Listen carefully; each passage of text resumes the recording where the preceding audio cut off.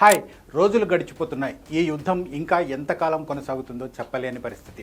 సుదీర్ఘ పోరాటాన్ని తాము కోరుకోవడం లేదని అమెరికా, ఇజ్రాయెల్ చెబుతున్నా ఇరాన్ ప్రతిఘటన చూస్తుంటే ఈ మంటలు ఇప్పట్లో చల్లారేలా లేవు. మిడిల్ ఈస్ట్ భవిష్యత్తే తలకిందులయ్యే పరిస్థితులు కూడా కనిపిస్తున్నాయి. ఖమేనీ మరణం మిగిల్చిన వ్యాక్యూమ్ ఇరాన్ను ఎటువైపు నడిపించబోతుంది? దశాబ్దాలుగా పాతుకుపోయిన మత ఛాందసవాద ప్రభుత్వ మనుగడ సాధ్యమేనా? ఈ పరిణామాలు మూడో ప్రపంచ యుద్ధానికి దారితీస్తాయా? ఇరాన్ యుద్ధం సంధిస్తున్న ప్రశ్నలేంటి?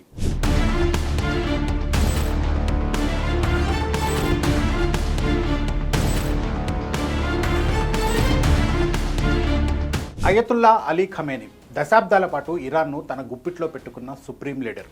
అమెరికా, ఇజ్రాయెల్ జాయింట్ ఆపరేషన్లో ఆయన ప్రాణాలు కోల్పోవడం ఇరాన్ పాలకులను కోలుకోలేని దెబ్బతీసింది. ఇరాన్ను పూర్తిగా లొంగదీసుకోవడమే ఎజెండాగా అమెరికా, ఇజ్రాయెల్ పావులు కదుపుతున్నాయి. యుద్ధం ఎంతటి విషాదాన్ని మిగిలిస్తున్నా, వందల మంది ప్రాణాలు పోతున్నా, బిలియన్ డాలర్లు ఖర్చవుతున్నా ఈ రెండు దేశాలు ఇరాన్తో తాడో పేడో అన్న వైఖరితోనే ఉన్నాయి. ఇలాంటి పరిస్థితుల్లో కొన్ని ప్రధానమైన ప్రశ్నలను యుద్ధం మన ముందుంచుతోంది.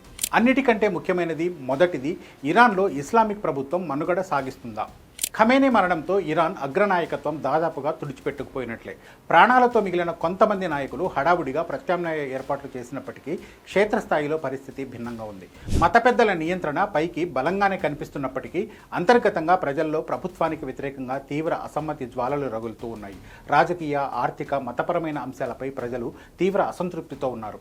ఈ పరిస్థితుల్లో మత పెద్దలు ప్రజలకు భారీ రాయితీలు లేదా స్వేచ్ఛను ఇస్తే తప్ప వారి పాలన ఎక్కువ కాలం మనుగడ సాగించడం కష్టమేనన్నది ఇరాన్ పరిణామాలను విశ్లేషిస్తున్న వారు చెప్తున్నమాట. ఇక రెండో ప్రశ్న, ఖమేనీ తదనంతర ఇరాన్ పాలన స్థిరంగా ఉంటుందా? ఖమేనీ లేకపోవడంతో ఇరాన్లో అధికార వికేంద్రీకరణ జరిగినట్లు స్పష్టమవుతుంది. నిర్ణయాలు తీసుకునే శక్తి ఒక్కరి చేతిలో కాకుండా అనేక స్థానిక నాయకుల చేతుల్లోకి వెళ్ళిపోయింది. దీని ఫలితమే ఇజ్రాయెల్పై దాడులు అకస్మాత్తుగా పెరగడం. గత జూన్లో జరిగిన దాడుల కంటే ఇప్పుడు జరుగుతున్న క్షిపణి దాడులు వేగంగా, అత్యంత ప్రమాదకరంగా మారుతున్నాయి. ఒకవేళ ఇరాన్ ప్రయోగించే ఏదైనా క్షిపణి లేదా డ్రోన్ పొరపాటున మరేదైనా సున్నిత ప్రాంతంలో పడితే దాని పరిణామాలు అత్యంత వినాశకరంగా ఉంటాయి. అనుకున్నట్టే ఖమేనీని ఎలిమినేట్ చేసిన అమెరికా, ఇజ్రాయెల్ ఇరాన్లో తమ మాట వినే నాయకత్వం ఉండాలని కోరుకుంటుంది. అది అనుకున్నంత ఈజీ కాదు. ఇలాంటి సమయంలో అమెరికా, ఇజ్రాయెల్ ఒత్తిళ్ల మధ్య ఇరాన్లో స్థిరమైన పాలనను ఆశించడం అత్యాశే అవుతుంది. ఇక మూడో ప్రశ్న, ఇరాన్లో అంతర్యుద్ధం తప్పదా? ఖమేనీ హత్య తర్వాత మిడిల్ ఈస్ట్లో ఇరాన్ సైన్యం వ్యవహరిస్తున్న తీరు అనేక అనుమానాలకు తావిస్తోంది. గల్ఫ్ సహకార మండలిలోని 6 దేశాలతో పాటు ఒమన్, ఖతార్ లాంటి మిత్ర దేశాలపై కూడా ఇరాన్ క్షిపణులు, డ్రోన్లు విరుచుకుపడ్డాయి.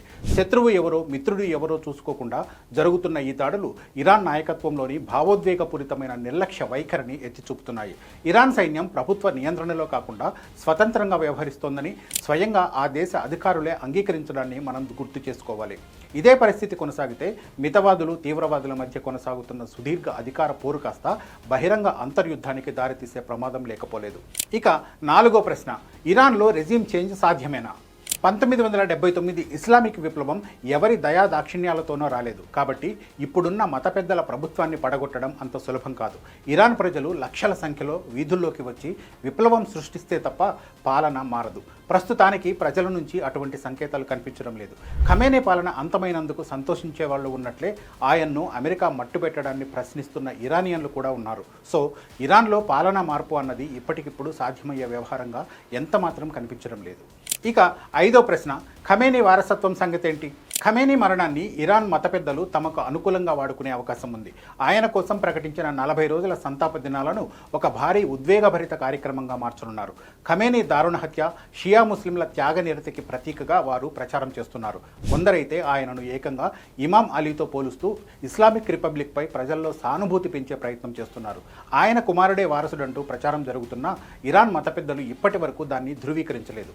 ఖమేనీ స్థానాన్ని ఎవరు భర్తీ చేసినా ఆయనలాగే నియంతృత్వ పోకడలతో ఉంటారా అన్నది కూడా ప్రశ్నే. ఇజ్రాయెల్, అమెరికా నిఘాలో ఖమేనీ వారసుడి పాలన ఎలా ఉంటుందన్నది ఉత్కంఠ కలిగించే అంశం. ఇక మరో ముఖ్యమైన ప్రశ్న, ఇరాన్ ప్రతీకార దాడులు మతపరమైన ఘర్షణలకు దారితీస్తాయా అని. ఖమేనీ హత్య జరిగిన కొన్ని గంటల్లోనే ఇరాన్ ఇచ్చిన హింసాత్మక ప్రతిస్పందన మధ్యప్రాచ్యాన్ని వణికించింది. 6 గల్ఫ్ అరబ్ దేశాలు, జోర్డాన్, సైప్రస్, ఉత్తర ఇరాక్ లాంటి ప్రాంతాలపై ఇరాన్ భీకర దాడులు చేసింది. ఈ దాడులు అమెరికా స్థావరాలను లక్ష్యంగా చేసుకున్నామని చెప్తున్నప్పటికీ పలు దేశాల్లోని పౌరులు సైతం ప్రాణాలు కోల్పోయారు. ఈ పరిణామం దశాబ్దాలుగా ఉన్న అరబ్ పర్షియన్ దేశాల మధ్య విభేదాలను మళ్లీ రగిల్చింది. దాడులు చేసి ఇజ్రాయెల్ను నిందించడం ద్వారా అరబ్ దేశాలను ఇరాన్ శాంతింప చేయలేదని స్పష్టమవుతుంది. సో ఈ తరహా వాతావరణం కొనసాగితే అది మత ఘర్షణలకు దారితీసినా ఆశ్చర్యపోనవసరం లేదు. ఇక ఇరాన్లోని బలమైన వ్యవస్థ రూపంలో ప్రపంచం ముందు ఉన్న ప్రశ్న, ఖమేనీ మరణం తర్వాత వెలాయత్ ఏ ఫకీ వ్యవస్థ బతుకుతుందా? ఇస్లామిక్ న్యాయ నిపుణుల పాలన లేదా సుప్రీం లీడర్ వ్యవస్థను ఇరాన్లో వెలాయత్ ఏ ఫకీ అంటారు. అయతుల్లా ఖమేనీ కాలం నుంచే సీనియర్ షియా పెద్దల మధ్య తీవ్రమైన సైద్ధాంతిక విభేదాలు ఉన్నాయి. ఇప్పుడు కొత్త సుప్రీం లీడర్ను నియమించినప్పటికీ భవిష్యత్తులో ఆ పదవికి, ఆ వ్యవస్థకు ప్రజల్లో ఎంతవరకు గుర్తింపు ఉంటుందనేది ప్రశ్నార్థకం. ఇక చివరి ప్రశ్న, అన్ని దేశాలు సమాధానం కోసం ఎదురు చూస్తున్న ప్రశ్న, ఈ మహాసంగ్రామానికి ముగింపు ఎప్పుడు, ఎలా? యుద్ధాలు ఎప్పుడూ సులభంగా ముగియవు. అమెరికా, ఇజ్రాయెల్ కలిసి ఖమేనీని హతమార్చడం ద్వారా తీవ్ర దుష్పరిణామాలు కలిగించే పరిస్థితిని సృష్టించాయి.